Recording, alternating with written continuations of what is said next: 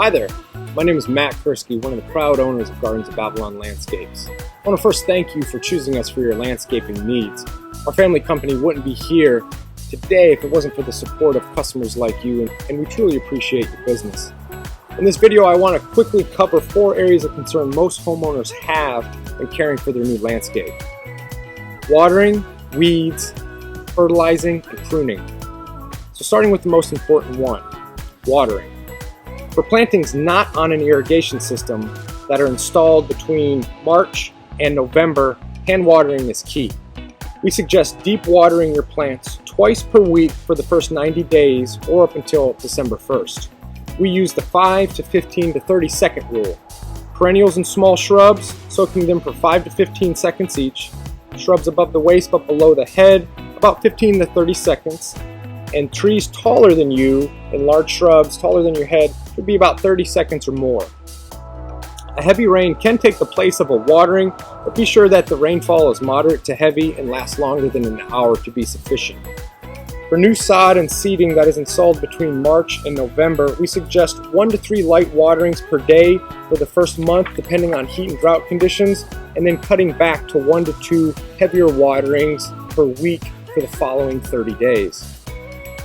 Now, for plantings that are installed between December 1st and March 1st, we typically get adequate moisture during these months, so watering for the 90 days afterward isn't necessary.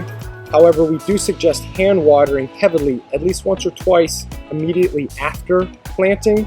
This helps to protect the plants from winter burn and transplant shock.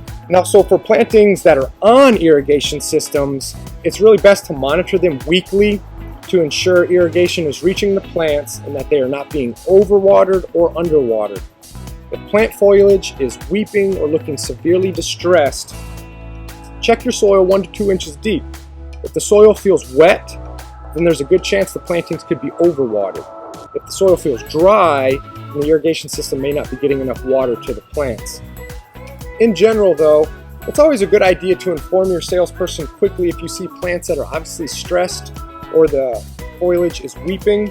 Snapping a few pictures and sending them in can quickly help us determine if it's a watering issue or if it's just general transplant shock, which can occur on any planting job, no matter if the plant and soil is healthy.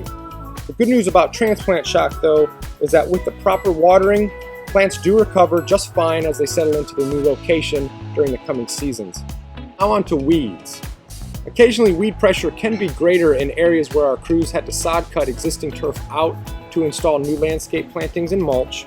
Weeds can grow quickly in beds during the warmer months and less quickly during the cooler months. We used approved industry practices when sod cutting, tilling, and installing new mulch in beds. However, unfortunately, when we till the beds to loosen the soil for the new plantings, dormant weed seeds can reach the surface and wake up once we finish the project. This usually doesn't happen, but it is certainly a possibility.